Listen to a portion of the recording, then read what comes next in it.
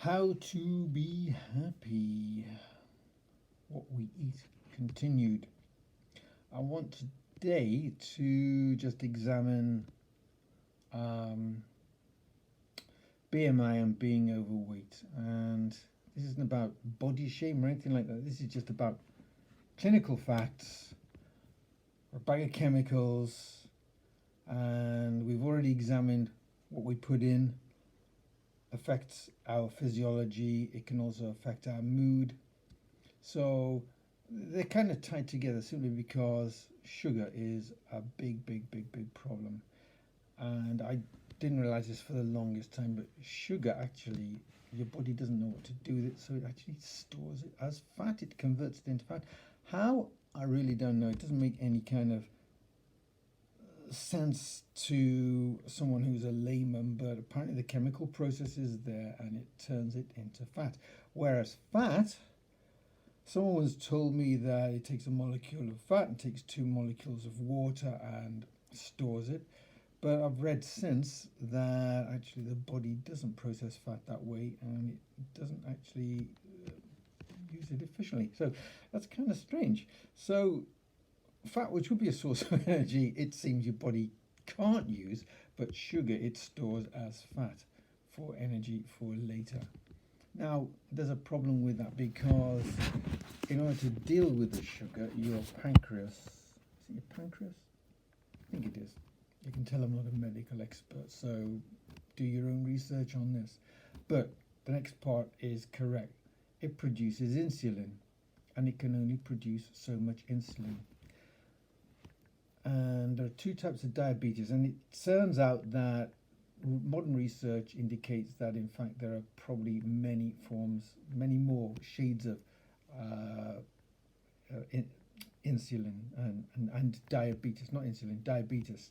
So, but the main one is where you've taken in too much sugar and your body tries to neutralize it, I believe, with insulin, but it can only do so much. So think of a fire and you've got a hose, and the hose is capable of delivering so much water per minute, so many liters, so many gallons. Now, if the fire is a certain size, then the water is sufficient to put it out. If the fire goes over a certain size, then the water's still there, but it's coping less and less well. And if you're pouring gasoline, petrol, or any other kind of fuel on the fire to make it even worse, then the water's still there, it's still doing its best.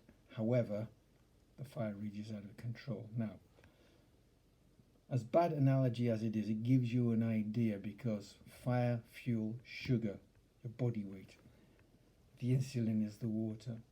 So the good news for type 2 diabetics is that that insulin is still always there, and if you can get your weight down and if you can cut your sugar intake, then the insulin that your body produces and has continued to produce on your behalf the whole time, it will be sufficient and you can be healthy. Again, I'm not a medical expert, but I understand that there's a BMI, which some people scoff at because it's quite old. It was arrived at by assessing the body fat of Korean women in the 1950s or 1960s, and even now, like Korean people are pretty skinny because of their diet. Their diet's quite different. A lot of rice, a lot of kimchi, a lot of seaweed, a lot of very healthy things. And so how that fed into these results, I don't know. But anyway, the point is that we all have a BMI, which body mass index. It says that according to your body type and your height, you have an ideal weight.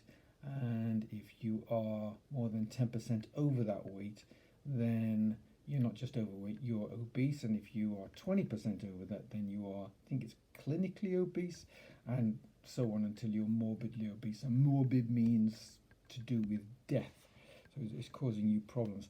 So the point I'm making is part of your stress analysis when you are writing these things down should be a very truthful, honest, and brutal assessment of how much sugar you are intaking, and it's there in surprising things. It's in bread. I believe they put it in bread in some countries, in a lot of canned goods. It's in soda drinks. I believe that alcohol is a big problem, although that can help deal with cholesterol. That's the other thing as well. Too much sugar leads to cholesterol. Your body does, and there are two types of cholesterol: good cholesterol, bad cholesterol. Look at those tomorrow because we've gone over 5 minutes. But cholesterol is pretty important. And what's this got to do with being happy? Well, all these things are a drag on your system. So imagine that you're trying to run a marathon, okay, 40 kilometers, 24 miles, and then someone says, oh, put this backpack on. And that backpack happens to be another 10% of your body weight. So if you happen to be, say, 150 pounds, it's an extra 15 pounds. Okay, now supposing someone says, oh, actually, I want you to put on 2 backpacks or 3 backpacks. So now you're carrying 45 pounds, which is another 30% more than your actual body weight, and you still got to go at the same speed somehow. You've got to finish that race whether you like it or not, because it's the same thing. You've got to do 24 hours a day, and it weighs down on your health, and that in turn weighs down on your system. Your body's producing chemicals to try and fight these after effects, and it takes its toll on your moods and on your happiness levels. So you are what you eat. You are the result of what you eat, certainly, and your mood will be the result of what you eat too, in more ways than one. It's not just a one in one effect. There are many different ways that it wears you down. It's like I don't know. From mythology, imagine some animals being attacked by a lot of dogs, or the zebra that's being attacked by a lot of lions. Eventually, it's just too much, and the zebra goes down, the antelope goes down, even maybe the elephant goes down. Certainly, that's how ants act. They attack much bigger things than themselves. So if you think of all the things that you eat which are bad for you, as being like ants, and you are the thing that they're trying to overcome, that's how it works, and eventually you go down. All right, so while you're doing your assessment of your stressors, definitely what you eat. And even if you continue to with your eating habits, it doesn't hurt to be aware, because then one day eventually maybe you think, you know something, I'm being a bit of an idiot here, and I do want to live more healthily. And by that I mean more happily.